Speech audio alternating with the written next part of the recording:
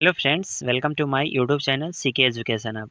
Friends, आज का यह वीडियो बहुत ही ज़्यादा स्पेशल और ख़ास है आने वाले बिहार बोर्ड इंटर परीक्षा में शामिल होने वाले स्टूडेंट्स के लिए। फ्रेंड्स, आज के इस वीडियो में मैं आप लोगों को डिसिप्लिन पे जो एस्से लिखा जाता है उसको मैं समझाने जा रहा हूँ और मैं समझाऊंगा कि किस प्रकार से आप लिखेंगे तो आपको ज़्यादा से ज़्यादा मार्क्स मिलेंगे। आपको जानकारी के लिए मैं बताना चाहूँगा कि ये जो एस्से है आपके Bihar board class 12th English का जो एग्ज़ाम होता है 100 मार्क्स का, उसमें सब्जेक्टिव टाइप का जो क्वेश्चन होता है उसमें एस्से 8 नंबर के पूछे जाते हैं और ये आपके एग्ज़ाम के लिए बहुत ही ज़्यादा इंपॉर्टेंट एस्से है। जो मैं डिसिप्लिन पे लिखा हूँ, किस पे लिखा हूँ? डिसिप्लिन पे।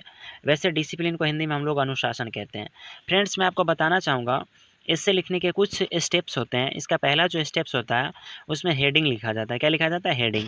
यानी आप जब एस्से लिखने जाएंगे, क्वेश्चन पेपर में जो क्वेश्चन दिया रहेगा तो उसमें जिस टॉपिक पे एस्से लिखने के लिए बोलेगा उसी को हम लोग हेडिंग कहते हैं। क्या कहते हैं? हेडिंग कहते हैं। देखिए, जैसे मैं एस्से लिख रहा हूँ, इस एस्से का हेडिंग क्या है? डिसिप्लिन। क्या है? डिसिप्लिन। तो सबसे पहले क्या लिखना होता है? मतलब हेडिंग लिखना होता है। अगर आप हेडिंग लिख देंगे तो समझ जाइए आपको 1 मार्क्स मिल गया।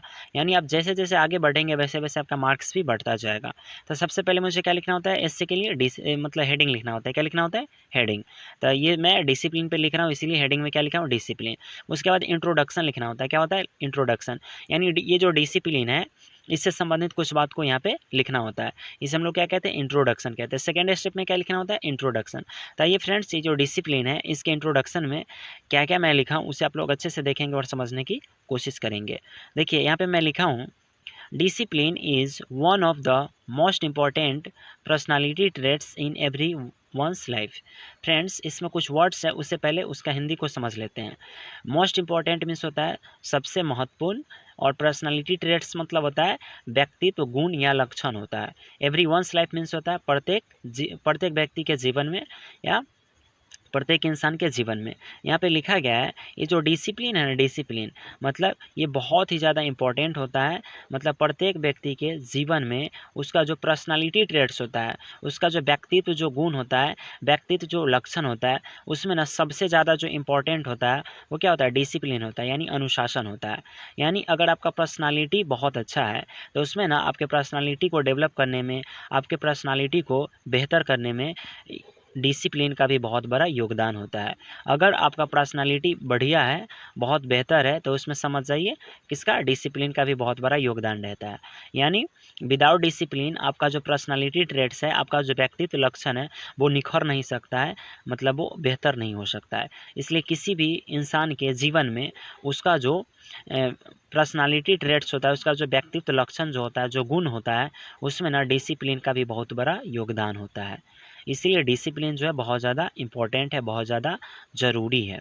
देखिए आगे क्या लिखा हुआ है, it refers to a set of rules and regulations which are to be followed while under doing any task और एक्टिविटी। आइए इसमें कुछ वर्ड्स दिए गए उसके हिंदी को समझते हैं। एक्टिविटी मीन्स होता है गतिविधि, टास्क मीन्स होता है कार्य या काम। अच्छा, फॉलोड मीन्स होता है पालन करना। आगे लिखा गया है रेगुलेशंस मीन्स होता है विनियम, और रूल्स मीन्स होता है नियम। तो ये जो मतलब डिसिप्लिन होता है ना, वो रेफर करता है, मतलब निर्देशित करता है या संदर्भित भी बोल सकते हैं इसे, या संदर्भित करता है किस चीज़ को? तो मतलब एक सेट को, मतलब एक समूह को। तो किस चीज़ के सेट और समूह को? तो रूल्स, नियमों और विनियमों। ठीक है, क्या होता है? नियमों और विनियमों। ठीक है, तो ये जो है ना, मतलब डिसिप्लिन जो है ये किस चीज़ को संदर्भित करता है, किस चीज़ को रेफर करता है? तो एक ग्रुप को, एक सेट को, किस चीज़ का सेट और ग्रुप था? नियम और विनियमों का। अच्छा, जिसका पालन किया जाना चाहिए, मतलब जिसे फॉलो किया जाना चाहिए। While under doing any task और एक्टिविटी, मतलब किसी भी कार्य को करते समय, किसी भी गतिविधि को करते समय उसका मतलब पालन किया जाना चाहिए। ये जो डिसिप्लिन है हम लोगों को ना, मतलब ये बताता है कि किसी भी काम को करते समय या किसी की भी गतिविधि को करते समय हमें डिसिप्लिन को मेंटेन करना चाहिए, डिसिप्लिन को फॉलो करना चाहिए, यानी अनुशासन में रहकर किसी भी कार्य को करना चाहिए। देखिए आगे क्या लिखा गया है, it is a way of being honest, hard working, motivated and encouraged while doing any task. ये जो मतलब डिसिप्लिन है, ये जो अनुशासन है, मतलब इट इज़ ए वे, मतलब यह एक तरीका है, यह एक विधि है ऑफ बीइंग ऑनेस्ट, मतलब ऑनेस्ट होने के लिए, मतलब ईमानदार होने के लिए, हार्ड वर्किंग मेहनती होने के लिए, मोटिवेटेड मतलब प्रेरित होने के लिए, एंड इनकरेज्ड और प्रोत्साहित होने के लिए। कब? The while doing any task. मतलब ये जो अनुशासन है ना, अनुशासन ही हमें किसी भी टास्क को, किसी भी कार्य को करते समय हमें प्रोत्साहित करता है, प्रेरित करता है, मेहनती बनाता है और ईमानदार बनाता है। अगर आपके अंदर अनुशासन नहीं है, आपके अंदर डिसिप्लिन नहीं है, तो आप किसी भी कार्य को करते समय ऑनेस्ट नहीं हो सकते हैं, मतलब मेहनती नहीं हो सकते, मतलब हार्ड वर्क नहीं कर सकते हैं, मोटिवेटेड मतलब प्रेरित नहीं हो सकते हैं, प्रोत्साहित नहीं हो सकते हैं। और किसी भी कार्य को करने के लिए ये सभी बड़ा ही इंपॉर्टेंट होता है। मतलब आपके अंदर मतलब एक्साइटमेंट होना चाहिए, अच्छा मोटिवेशन होना चाहिए, अच्छा मतलब आपके अंदर ऑनेस्टी होनी चाहिए। अगर आप ऑनेस्ट नहीं है, अपने काम को सही तरीके से नहीं कर रहे हैं, तो आपका काम जो है वो अच्छे तरीके से नहीं होगा। अगर आप अपने काम को अच्छे तरीके से कर रहे हैं, यानी आप डिसिप्लिन को फॉलो कर रहे हैं, तो जो लोग डिसिप्लिन को फॉलो करते हैं, जो अनुशासन में रहते हैं, वो हमेशा आगे बढ़ते हैं और हमेशा अपने जीवन में बेहतर करते हैं। इसीलिए डिसिप्लिन जो है प्रत्येक इंसान के जीवन में बहुत ही ज़्यादा इंपॉर्टेंट रोल अदा करता है। तो आइए फ्रेंड्स, ये तो मतलब इंट्रोडक्शन था, आइए आगे देखते हैं इंपॉर्टेंस ऑफ डिसिप्लिन, यानी ये जो डिसिप्लिन है, मतलब ये जो अनुशासन, इसके इंपॉर्टेंस को, मतलब इसके महत्व को देखते हैं। तो देखिए थर्ड स्टेप है, थर्ड स्टेप में हम लोग क्या देख रहे हैं? इंपॉर्टेंस ऑफ डिसिप्लिन, यानी ये जो डिसिप्लिन है इसके क्या क्या इंपॉर्टेंस है, इसके क्या क्या महत्व है, इसके क्या क्या लाभ है। तो आइए देखते हैं इसमें क्या लिखा गया है।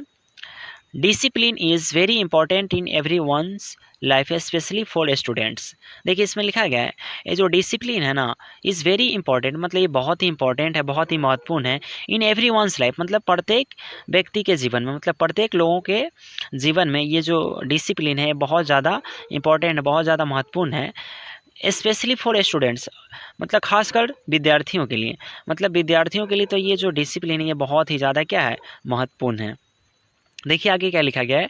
Discipline teaches students to be concentrated and motivated towards their studies as well as other areas of their life. देखिए इसमें मतलब लिखा गया है, ये जो डिसिप्लिन होता है, ये जो डिसिप्लिन होता है, मतलब वो सिखाता है किसे? तो स्टूडेंट्स यानी विद्यार्थियों को, टू बी कंसंट्रेटेड, मतलब अपना मतलब कंसंट्रेटेड मीन्स होता है ध्यान केंद्रित करना, ठीक है, मतलब कंसंट्रेट हो गया मतलब केंद्रित होकर, मतलब किसी भी पॉइंट पे ध्यान दे के उसे मतलब पढ़ने के लिए, एंड मोटिवेटेड और प्रेरित होने के लिए, टुवर्ड्स दियर स्टडीज़, मतलब उसके अपने स्टडीज़ की तरफ, अपने पढ़ाई की तरफ उसको कंसंट्रेटेड करने के लिए, मोटिवेटेड करने के लिए मतलब सिखाता है। कौन था? डिसिप्लिन। अच्छा ये बताइए, कोई लड़का जो है, कोई स्टूडेंट, वो स्टूडेंट इसलिए कहलाता है क्योंकि वो पढ़ाई करता है, एजुकेशन से जुड़ा हुआ है, और मतलब वो पढ़ाई के लिए अपना सब कुछ मतलब डेडिकेट करने के लिए रेडी रहता है। यानी वो क्या कर रहा है? डिसिप्लिन को फॉलो कर रहा है, क्योंकि उसे पता है कि मैं एक स्टूडेंट हूँ और मुझे पढ़ना चाहिए, यानी वो डिसिप्लिन को फॉलो कर रहा है। अच्छा डिसिप्लिन को फॉलो कर रहा है यानी वो अपना पढ़ाई अच्छे तरीके से कर रहा है। तो समझ जाइए, जो बच्चा पढ़ाई अच्छे तरीके से कर रहा है, जो बच्चा मतलब एक्साइटमेंट के साथ पढ़ाई कर रहा है, जो बच्चा मोटिवेटेड है, यानी वो किस चीज़ को फॉलो कर रहा है? डिसिप्लिन को। और ये डिसिप्लिन, ये अनुशासन ही हम लोग को ये सभी बातें सिखाती है और ये सारा काम करने के लिए हमें मतलब प्रोत्साहित करती है, हमें इनकरेज करती है। देखिए आगे क्या लिखा गया है। As well as other areas of their life, मतलब स्टूडेंट को पढ़ने के लिए तो वो इनकरेज करता है, मतलब मोटिवेटेड करता है, लेकिन उसके जीवन के जो और भी दूसरे क्षेत्र होते हैं, और भी दूसरे जो कार्य होते हैं, उसमें भी इन्हें क्या करता है? इनकरेज करता है, मतलब इनको प्रोत्साहित करता है। आइए फ्रेंड्स आगे देखते हैं इसमें क्या लिखा गया है। It also helps the students to remain calm and composed. देखिए ये जो अनुशासन है, यही जो है ना स्टूडेंट्स को मदद करता है, क्या मतलब? रिमेन मतलब रहने में, काम मतलब शांत रहने में, एंड कंपोज्ड और संतुष्ट रहने में। मतलब अगर आपके अंदर डिसिप्लिन नहीं है तो आप ना शांत रह पाएंगे और ना ही संतुष्ट रह पाएंगे। तो स्टूडेंट को काम करने में, ठीक है, और कंपोज्ड और संतुष्ट करने में, मतलब शांत रखने में और क्या कहता है संतुष्ट रखने में, दोनों में कौन मदद करता है? डिसिप्लिन, यानी ये जो अनुशासन होता है। इसीलिए स्टूडेंट की लाइफ में बहुत ही ज़्यादा इंपॉर्टेंट होता है। वैसे डिसिप्लिन तो हर इंसान की लाइफ में बड़ा ज़रूरी होता है, लेकिन स्पेशली मैं यहाँ पे स्टूडेंट के बारे में बताया हूँ। देखिए आगे क्या लिखा गया है। इट हेल्प्स देम, यहाँ पे देम का यूज़ किया गया स्टूडेंट्स के लिए, विद्यार्थियों के लिए, to maintain focus and to keep moving on with the problems. ये डिसिप्लिन जो है ना, डिसिप्लिन ही मतलब स्टूडेंट्स को मतलब मदद करता है किस चीज़ में, तो मेंटेन फोकस मतलब फोकस करने में, मतलब अपने पढ़ाई पे फोकस करने में, ध्यान देने में, and keep moving on with problems, और उसके लाइफ में बहुत सारे जो प्रॉब्लम्स होते हैं, बहुत सारे जो बाधाएं होते हैं, उससे आगे बढ़ने में, उससे निकलने में कौन मदद करती है, तो डिसिप्लिन। देखिए फ्रेंड्स, ये इंपॉर्टेंस के बारे में बताया गया था यहाँ पे कि ये जो मतलब डिसिप्लिन होता है, इसके क्या क्या इंपॉर्टेंस है, इसके क्या क्या महत्व है। तो इसमें यही बताया गया कि प्रत्येक जो इंसान होता है उसके लाइफ में डिसिप्लिन बड़ा इंपॉर्टेंट होता है, बड़ा महत्वपूर्ण होता है। स्पेशली यहाँ पे स्टूडेंट्स के लिए बताया गया है कि मतलब ये जो स्टूडेंट्स होते हैं, जो विद्यार्थी होते हैं, उन्हें ये जो मतलब डिसिप्लिन है इसी से सीखने को मिलता है। क्या, तो कंसंट्रेटेड होने के लिए सीखने को मिलता है, मोटिवेटेड प्रेरित होने के लिए सीखने के लिए मिलता है अपने पढ़ाई के प्रति, और उनके जीवन में और भी बहुत सारे जो काम होते हैं उसमें इनकरेज करने का काम करता है कौन, तो डिसिप्लिन। और साथ ही मतलब स्टूडेंट को ये शांत रहने में और संतुष्ट होने में भी मदद करता है, और ये स्टूडेंट को अपने पढ़ाई पे फोकस करने में भी मदद करता है। तो आइए फ्रेंड्स आगे देखते हैं इसके बारे में क्या लिखा गया है। यहाँ पे ना कुछ सजेशन दिए गए, कुछ सुझाव दिए गए हैं कि किस प्रकार से मतलब डिसिप्लिन को इफेक्टिव बनाया जा सकता है। इफेक्टिव मतलब होता है प्रभावशाली, मतलब प्रभावशाली ढंग से किस प्रकार से आप अपने बच्चों को मतलब डिसिप्लिन फॉलो करवा सकते हैं, और किस प्रकार से हम भी डिसिप्लिन को फॉलो कर सकते हैं, इसके बारे में कुछ टिप्स दिए गए हैं, कुछ सुझाव दिए गए हैं। तो आइए देखते हैं इसमें क्या लिखा गया है। पहला जो यहाँ पे सुझाव दिया गया उसमें लिखा हुआ है, be realistic and expect a child to act like a child.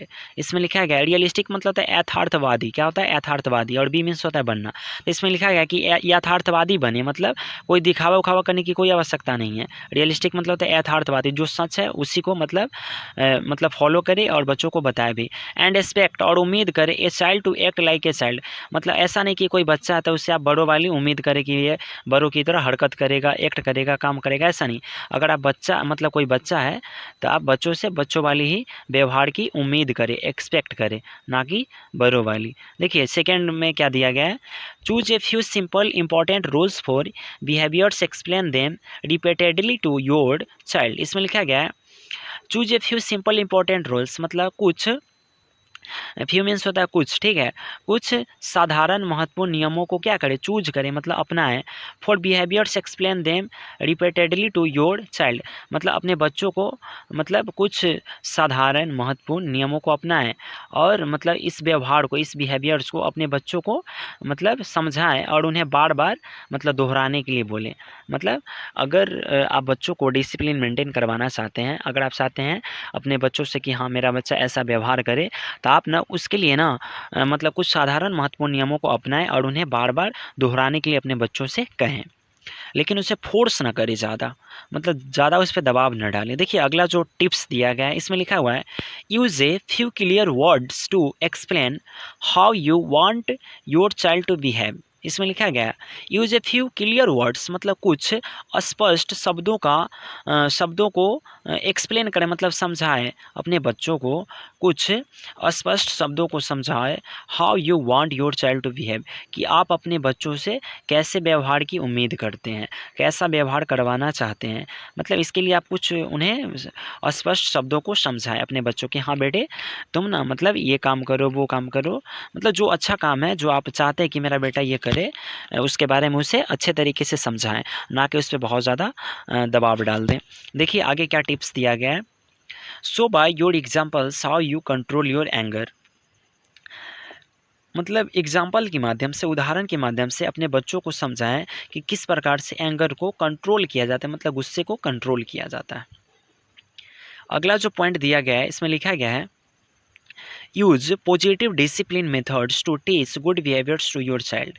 इसमें लिखा गया है यूज पॉजिटिव डिसिप्लिन मेथड्स, मतलब सकारात्मक अनुशासन विधि को या नियमों को अपनाएं, मतलब उसका प्रयोग करें, to teach good behaviours to your child. कब, तो अपने बच्चे को गुड बिहेवियर्स मतलब अच्छा आचरण सिखाते समय, अपने बच्चों को अच्छा आचरण सिखाते समय मतलब सकारात्मक अनुशासन विधियों का, नियमों का मतलब पालन करें और अपने बच्चों को मतलब सिखाएं। ठीक है, इसमें लिखा गया है अगर आप अपने बच्चे को अच्छा व्यवहार सिखाना चाहते हैं तो उसके लिए ना सकारात्मक अनुशासन नियमों का प्रयोग करें।